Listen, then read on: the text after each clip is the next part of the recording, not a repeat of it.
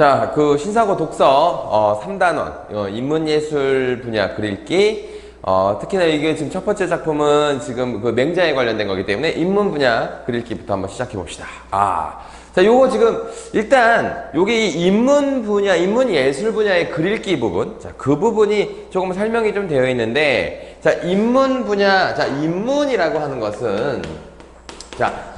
하는 것은 인간이 지닌 삶의 근원적인 문제를 탐구하고 그 의미를 밝힌다. 자, 이렇게 되어 있어요. 그러니까 인간의 그 삶에 대해서 근원적인 문제를 다루는 이론을 우리가 인문 분야라고 하는 것이죠. 그래서 이제 이걸 탐구하고 그 의미를 밝힌다.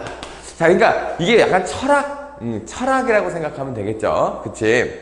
자, 뭐 예술 분야는 일단 세잔할 때 설명하도록 하고요. 자, 얘네들은 어떻게 하냐면, 일단 좀 비판적으로 읽어야 될 필요가 있어요. 자, 얘네들은 비판적 그리고 탐구적으로 읽어야 되는데, 자, 왜 그러냐면 이게 어떤 분야에 대해서 그 철학자가 주장하는 게 보통 인문 철학이잖아요. 그러니까 그 철학이 우리 삶에 적용하기 적절한가에 대해서 좀 비판적인 좀 탐구를 해야 되겠죠. 그렇죠? 자, 이게 첫 번째로 읽어야 되는 방식이라고 하면, 자, 두 번째는 뭐냐면 좀 배경 지식을 이용하는 것이 좋다. 자, 이것도 되게 중요한 특징이 될 거예요. 그리고 자, 그 인문 분야의 글은 어떤 우선순위나 어떤 선입견을 좀 제외하고 읽어야 돼요. 그러니까 어떤 선입견을 넣고 읽게 되면 이게 그냥 이건 누구의 의견이니까 좀 틀렸어. 약간 이런 식으로 보는 것이 아니라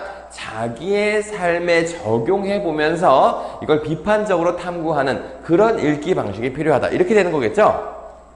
자, 그래서 세 번째는 뭐가 중요하냐면 이 배경 지식과 관련이 있는 건데, 자, 이 용어의 특성에 대해서 이 용어가 어떤 의미를 갖고 있는 건지를 좀 잘 판단하면서 읽어야 된다. 자, 이런 특징을 갖고 있는 겁니다.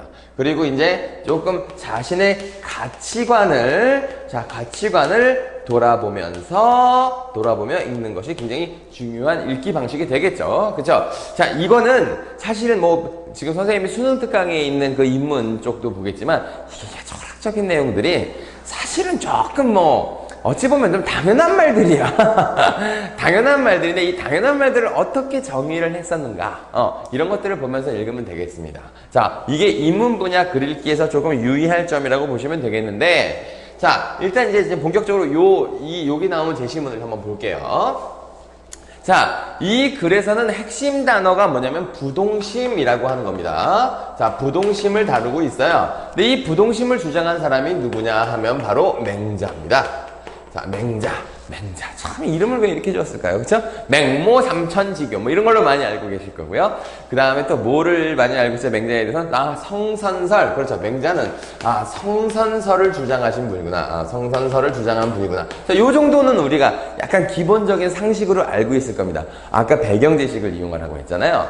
근데 그러면 이 성선설이 뭔지 잠깐 좀 생각해 볼까요? 자, 성선설이라고 하는 건 뭐냐면 인간의 타고난 본성은 선하다라는 거예요. 자, 근데 선하다는 것이 그냥 무조건 착하다 이런 것이 아니라 성선설, 성악설, 성백지설 되게 여러 가지 이거에 대해서 사람의 이 인간의 본성에 대해서 얘기를 하잖아.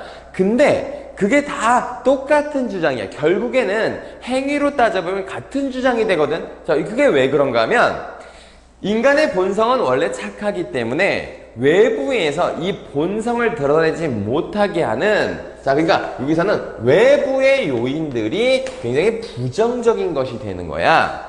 그러니까 이 외부에 있는 이 부정적인 요인을 없애기 위해서 우리가 뭐가 필요하다? 교육과 학습, 그리고 수양, 이런 것들이 필요하다고 주장하는 거야. 그러니까 이게 필요한 이유의 근본을 따질 때 성선설은 마음의 본성, 인간의 본성을 잘 드러내기 위해서 우리가 이제 교육도 해야 되고 학습도 해야 되고 수양도 해야 된다, 이렇게 주장하는, 그러니까 근본 원인이 인간의 본성이 착하기 때문에 그걸 드러내게 하기 위해서 우리가 이런 노력들을 해야 된다. 자, 이런 주장인 거야. 성악설은 이거랑 좀 대비해서 보면 성악설은 기본적인 본성은 악하고 이기적이기 때문에 그것을 외부에서의 이걸 통해서 올바르게 가져가야 된다. 자, 이렇게 이야기하는 게 성악설이란 말이야. 대비돼 보면. 그러니까 자, 내가 이 얘기를 왜 하냐면 이게 배경 지식이잖아. 그러니까 이 글을 쓰는 이 부동심이라고 하는 것은 뭐냐면 결국의 최종적인 목적이 뭐겠어? 인간의 착한 본성을 드러내게 하기 위한 것이다. 오케이? 자, 그 이야기를 하고 있는 거야. 그래서 사실은 어려운 지시문이 아니기 때문에 글이 굉장히 짧죠. 짧습니다. 자, 그러면 여기 나오는 용어들을 하나씩 보면서 자, 어떤 이야기가 진행되고 있는지 보겠습니다. 자, 그 전에 일단 좀 전개 방식을 좀 볼 필요가 있는데 여기서 이 전개는 두 가지 대조적 개념을 제시합니다. 대조적 개념을 제시하는데 이 대조적 개념이 되게 여러 가지로 표현이 됩니다. 여러 가지로 표현이 되는데 아주 대표적으로 자, 큰 몸과 자, 작은 몸 이렇게 대비가 되거든요. 그래서 이 큰 몸을 드러내게 하는 것이 되게 중요한 목표이다. 자, 이렇게 얘기하는 겁니다. 자, 작은 몸이 아니라 큰 몸을 드러내야 된다. 라고 해서 이 대조적 개념이 어떻게 드러나는지 한번 읽으면서 보겠습니다. 자, 이 소제목이 선한 뜻을 이끄는 나의 큰 몸이잖아요. 그쵸? 그래서 이 큰 몸을 한번 살려보자. 이렇게 하는 겁니다.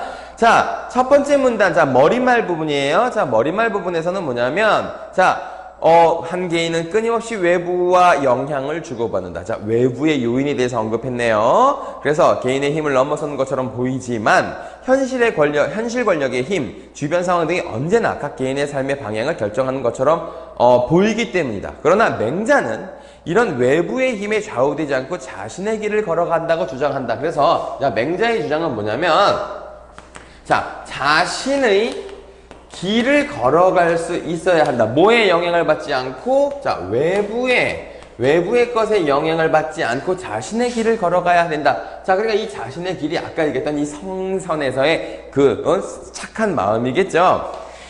자, 그래서 맹자는 자, 이거에 대해서 좀 자신의 길을 걸어가는데 가장 중요한 것이 뭐라고 얘기했냐면 이것이 부동심이라고 얘기를 한 것입니다. 자, 부동심. 그러니까 부동심은 쉽게 말하면 외부의 요인에 의해서 움직이지 않는 마음이란 뜻인 겁니다.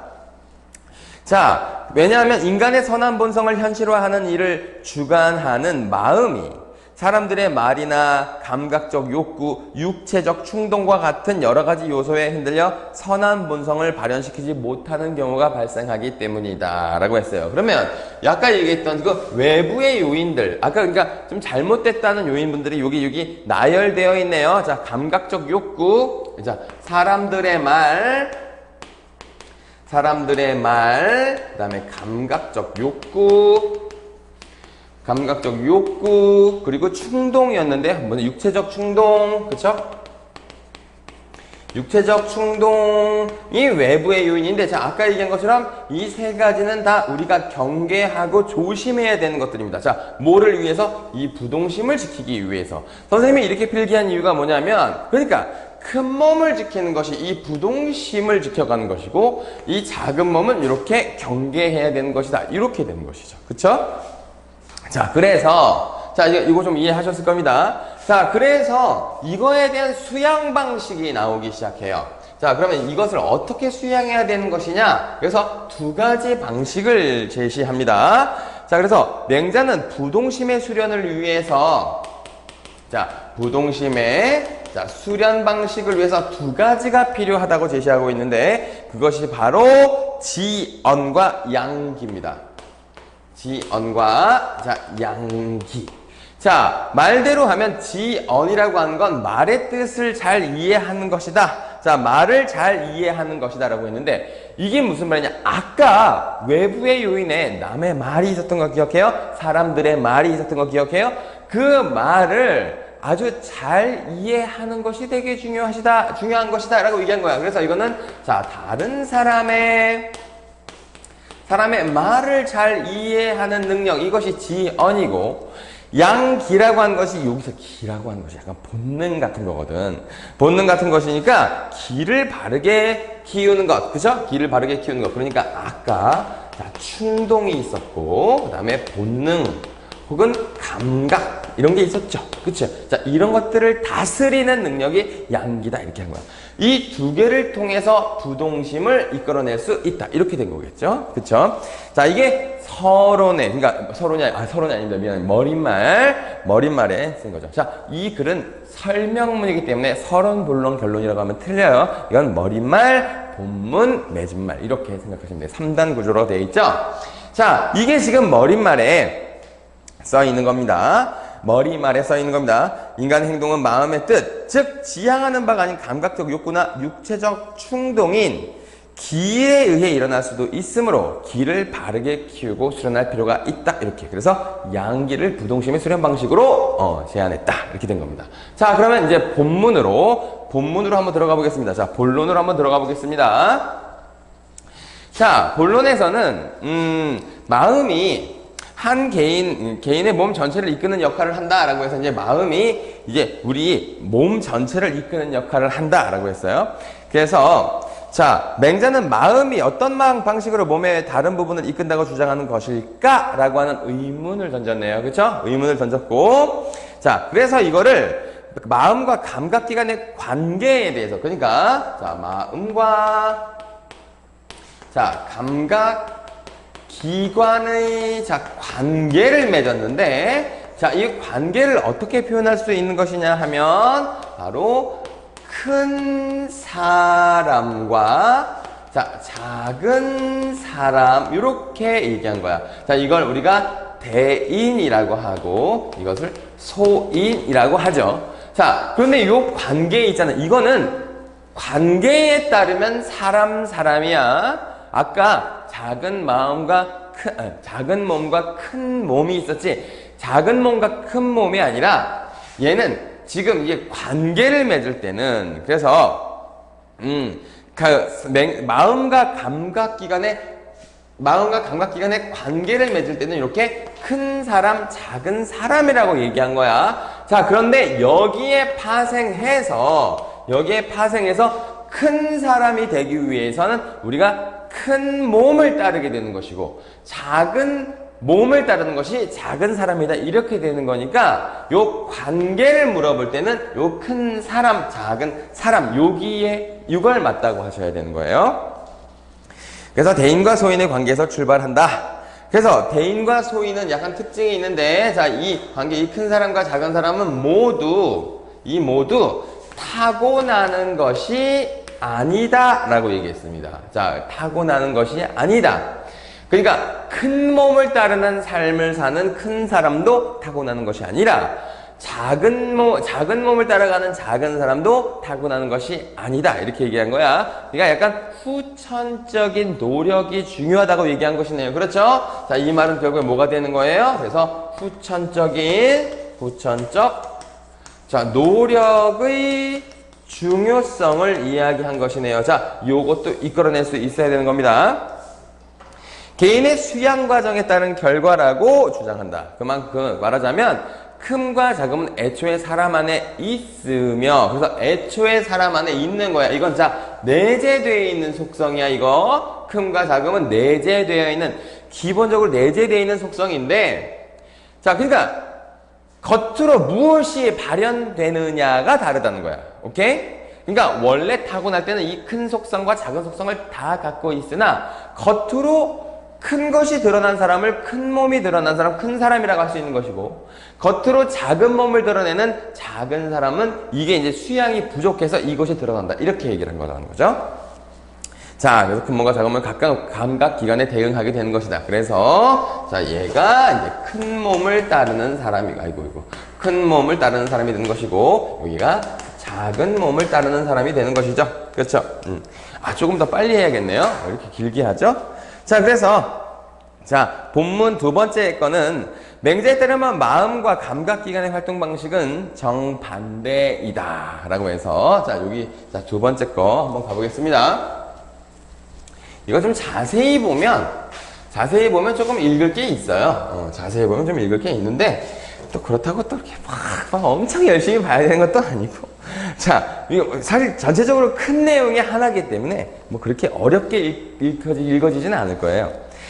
마음과 감각기관 활동 방식은 정반대이다. 그래서 자 마음과 자 감각기관은 정반대로 작용을 하게 되는 것이다 라고 하는 거야. 왜냐? 마음은 아까 선이니까 선이잖아요. 그치? 근데 이 감각기관은 악하다기보다 너무 감각적이고 충동적이며 뭔가 욕구와 관련이 있기 때문이다. 그런 거죠. 그래서 작은 몸은 수동적이고 작은 몸은 외부의 자극이 주어지면 그대로 끌려간다 라고 했습니다. 자, 이거 이제 감각기관의 이 작은 몸이잖아. 이 작은 몸은 감각기관이 확 유혹을 하면 그대로 따라가 버린다는 겁니다. 내가 그래. 자, 감각적 욕구, 욕망의 충족 여부는 행위자가 전적으로 결정할 수 없다라고 해서 작은 몸의 특징은 자, 얘는 이걸 그래서 결정할 수가 없게 되는 거야. 여기에 끌려가 버리니까. 그래서 외부 대상을 얻는 일은 법적 제약이나 사회적 규범 같은 정해진 절차를 따라가야 할 뿐 아니라 개인의 의지로는 어떻게 할 수 없는 상황들의 영향을 받을 수 있기 때문이다. 그러나 마음은 이와 반대로 움직인다 라고 얘기한 거예요. 그래서 이 선은 반대로 움직이는데 외부에 의해 추동되는 것이 아니라 하늘이 부여한 인간의 본성에 근거해요. 자, 이게 중요해. 자, 하늘이 부여한 인간의 본성. 인간의 본성을 따라간다. 이게 아까 선이었잖아. 그치? 자, 예전에는 이 인내천 이런 것도 들어봤을 겁니다. 그러니까 하늘은 되게 완벽한 것으로 여겨졌기 때문에 이 하늘이 인간의 본성은 이미 이렇게 마음으로 주어진 거야. 마음으로 주어진 것인데 겉으로 이 감각기관을 따라가는 이 작은 몸을 따라가게 되면 자기가 결정권을 빼앗기고 여기에 휩쓸려 가지만 이 인간의 본성을 따라가게 되면 아주 주체적으로 아주 바른 삶을 살 수 있게 되는 것이다. 이렇게 되는 거지. 그래서 의지에 따라 결과를 얻게 되어 있다. 그래서 얘는 의지에 따라서 결과를 얻게 되는 것이다. 그래서 맹자는 큰 몸이 먼저 서게 되면 작은 몸이 큰 몸을 해치지 못한다 라고 얘기했습니다. 자, 그러니까 여기서는 선후 관계가 있어. 자, 그래서 얘가 먼저 서게 되면 작은 몸이 얘를 해할 수 없게 되는 것이다. 이렇게 된 거야. 그러니까 얘가 먼저 서면 얘가 이걸 건들 수가 없게 되는 것인데, 자, 더 나아가 맹자는 감각적인 욕구를 충족하는 일이 때로는 단지 작은 몸을 위한 일에 그치지 않는다라고 말한다. 그래서 먹고 마시는 일과 같은 감각적 욕구와 관련된 활동은 작은 몸을 기르는 일이다. 그러나 큰 몸이 먼저 서 있는 상황이라면 선한 본성에서 유리한 도덕적인 마음을 발휘하고 있는 상황에서 하는 감각적 욕구와 관련된 작은 몸만을 위한 일이 아니다. 자, 이 말이 약간 좀 문제화하기가 좋은 말이라서 선생님 좀 자세히 읽었어요. 왜 그러냐면 이게 큰 몸이 먼저 서 있다고 하면 감각적인 것을 추구한다고 하더라도 나쁜 일이 발생하지 않는다. 그러니까 이렇게 끌려가는 일이 발생하지 않는다는 것이야. 그러니까 이 큰 몸이 먼저 서 있기만 한다면 이 감각적인 걸 추구하는 것이 죄가 아니다. 나쁜 것이 아니다. 라고 얘기하는 거예요. 알겠죠? 그러니까 큰 몸을 따른다고 해서 감각적인 걸 추구하지 말라는 뜻이 아니라는 거야. 알겠어? 그게 아니라 큰 몸을 먼저 세우는 것이 중요하다라고 얘기한 거지. 알겠죠? 자, 이게 중요하죠. 그래서 작은 몸만 먹고 마시는 일을 즐긴다 하더라도 의롭고 예에 맞게 하려고 노력한다면 작은 몸이 아니라 큰 몸을 위하는 일이기도 하다. 그러니까 자, 결국에 어떻게 돼? 큰 몸을 먼저 세우기만 한다면 얘를 이렇게 큰 몸이 포함할 수 있게 되는 것이다. 그렇죠? 그러면 이 작은 몸에, 그러니까 이 감각적인 즐거움을 추구한다고 하더라도 이 인과 예를 지켜가면서 즐길 수 있게 되는 것이다. 이렇게 된 거죠. 그쵸? 자, 그래서 작은 몸은 수동적이기 때문에 외부에 끌려갈 수 있다. 그래서 얘는 주체적이고, 그래서 이 부분은 주체적이 되는 것이고, 자, 그리고 얘는 수동적이 되는 것이잖아요. 그렇죠?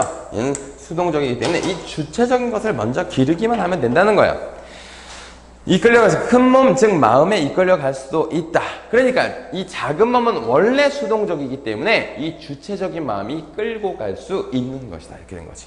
그래서 예컨대 어떤 상황에서 남을 불쌍하게 여기는 타고난 착한 마음이 들어서 자, 이를 저버리지 않고 집중하면 작은 몸이 따라오게 된다. 그래서 큰 몸을 먼저 세우는 것이 중요하다 이런 얘기네요. 그치? 그래서 자기 안에는 귀중한 인의를 저버리고 먹고 마시는 일과 같은 외부 대상을 추구하는 일에 몰두하는 하기만 하면 작은 몸이 되니까 이걸 먼저 세우기만 하면 그래도 된다 이런 얘기죠. 그래서 작은 몸인 자 맺은말로 부분 마지막 부분입니다. 작은 몸인 감각기관이 외부 대상에 끌려가 무절제하게 욕망에 탐닉하게 되는 경우 그 책임은 마음에 있는 것이다. 이는 각 개인 전을 악의 기원과 그 책임 소재를 말해준다 이렇게 얘기했어. 자 이게 무슨 말이냐.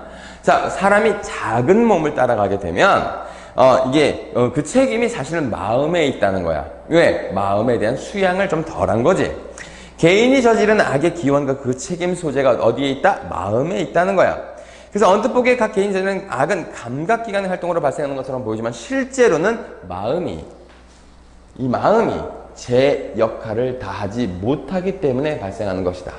자, 그러니까 이게 문제화 될 수 있죠, 또. 뭐냐면, 이게 감각을 따랐기 때문에, 맹자는 어떤 감각을 따라서 배가 고파서 물건을 훔치는 일이 발생했을 때, 그거는 작은 몸만을 따라갔기 때문이다. 자, 이것도 틀린 말은 아니야. 근데 그 근본적인 원인은 마음에 있다 라고 얘기해도 틀린 말이 아니야. 왜? 마음을 수양해야만 이 작은 몸을 우리가 제어할 수 있다고 되어 있는 거니까. 그치? 그래서 개인이 저지른 악의 기원과 그 책임 소재가 어디 있다? 실제로 여기에 있다. 그러니까 이 감각에 있다라고 얘기하면 틀린 제시문이 되는 거야. 알겠어요? 작은 몸을 따르는 일이다 라고 하면 맞지만 그 책임이 작은 몸에 있다라고 얘기하면 안 돼. 큰 몸에 있다. 그러니까 마음에 있다 이렇게 얘기해야 되는 거예요. 그래서 마음이 제 역할을 하지 않았기 때문에 생겨난다. 우리 몸에 무언가 있기 때문에 악을 저지르는 것이 아니라 마음이 무언가를 하지 않고 있기 때문이다. 그러니까 마음이 시키는 대로 해서가 아니라 마음이 이걸 제어해줘야 되는데 제어 장치가 고장난 것이다. 이렇게 된 거예요. 그래서 마음의 활동에 감각기관의 활동도 따라가게 되는 것이다. 따라서 마음의 뜻을 붙잡는 일은 수양에서 중요한 과제가 되는 것이다. 라고 얘기했습니다. 자, 그러니까 좀 정리를 한번 해볼게요. 이제 용어들을 한번 쫙 나열하면서 정리를 한번 해볼게요. 자, 부동심은 그래서 자 결론적으로 들어오면 부동심은 마음이 흔들리지 않는 것, 그치? 자기 마음을 다스리는 것이 부동심인데 이 부동심이라고 하는 것이 왜 중요하냐면 인간의 몸은 자, 큰 몸과 자, 작은 몸이 있기 때문이고 자, 이 큰 몸은 주체적이며 자, 작은 몸은 수동적이다는 거야. 그래서 우리가 이 큰 몸을 다스리는 이 마음을 다스리는 방법에 두 가지 수련 방법이 있는데 그것이 바로 지연과 양기가 있는데 자 여기서 말하는 이 지연과 양기가 이게 외부적인 요인들 자 외부적인 요인들을 다스리기 위한 수양 방식이다. 그쵸? 이 외부적인 요인이 아까 다른 사람의 말 그 다음에 이게 본능과 욕구를 쫓아가는 것. 자, 이게 양기였는데 이것을 올바르게 다스리는 것이 되게 중요한 수양 방식이다. 이렇게 얘기했어. 자, 외부의 것들을 잘 하는데 이 외부의 것들이 뭐냐? 이 외부의 것들을 그냥 따라가게 되면 이 작은 몸을 따라가게 되는 것이다. 그쵸? 그래서 이 큰 몸을 따라가게 되면 우리가 대인이 되는 것이고 작은 몸을 따라가게 되면 소인이 되는 것이다. 이렇게 얘기가 되어 있는 거예요. 자, 그런데 이 대인과 이 소인의 관계가 어떠냐면 이거를 이제 마음을 관계로 따져보면 외부의 것과 마음의 것을 이렇게 관계로 따면 대인과 소인이 있다고 했잖아. 그치? 자, 그런데 이 대인이 되기 위해서 다시 감각적인 것을 쫓아가는 것이 그럼 무조건 나쁜 것이냐? 그것이 아니다. 중요한 것은 뭐냐면 이 대인, 그러니까 마음을 먼저 세우는 것이다. 그러면 이렇게 포함할 수가 있게 되기 때문에 왜? 얘는 수동적이라서 주체적인 마음이 끌고 오면 끌려온다 이거지. 그치? 끌려오기 때문에 이 대인이 마음을 먼저 세우기만 하면 이 감각을 쫓는 것도 인과 의와 예를 지켜가면서 우리가 할 수 있게 되는 것이다. 그쵸? 감각을 수용할 수 있게 되는 것이다. 자, 그러니까 여기서 결론적으로 뭐냐면 우리가 어떤 잘못을 했다고 따져봤을 때 이 잘못, 감각적인 이 욕구와 욕망과 감각적인 욕구 때문에 어떤 잘못을 하게 된다면 그것은 이 작은 사람 혹은 이 작은 몸의 잘못이라고 볼 수 없고 큰 몸이 제대로 된 역할을 하지 못하기 때문이다. 왜? 이게 주체적으로 자신의 마음을 다스리는 것이 이 큰 몸인데 이 큰 몸이 제대로 브레이크를 걸어주지 않으면 이 작은 몸이 발현되어서 자꾸 나쁜 감각, 나쁜 욕구를 탐닉하게 되는 것이다. 이렇게 얘기하는 거죠. 그치? 자, 요게 요 제시문의 핵심이었습니다. 자, 그러면 요거와 관련된 한번 문제를 한번 보겠습니다. 자, 문제 한번 볼게요. 자, 첫 번째 문제. 자, 2번 문제라고 되어 있죠? 자, 첫 번째 문제는 인문예술 분야의 글을 읽는 방법이다. 자, 방법에 대한 문제네요. 자, 이 문제는 참 쉽죠? 자, 1번에 글에 담긴 세계에 대한 의문 예술적 인식을 비판적으로 판단한다. 맞죠? 아까 내가 이 의견이 맞는지 틀리는지를 한번 생각해보면서 자기 가치관에 적용하면서 비판적으로 읽어야 된다고 얘기했습니다. 그 다음에 두 번째, 글쓴이의 세계관이 타당하고 적절한지 판단한다. 맞네요, 이것도. 3번, 필자의 주관이나 통찰의 타당성을 평가하고 다른 사람과 의견을 나누며 그를 비판적으로 수용한다. 이거 맞죠? 이게 되게 중요한 거예요. 그러니까 다른 사람 무조건적인 수용을 하는 게 아닙니다. 자, 인문 분야의 글은요.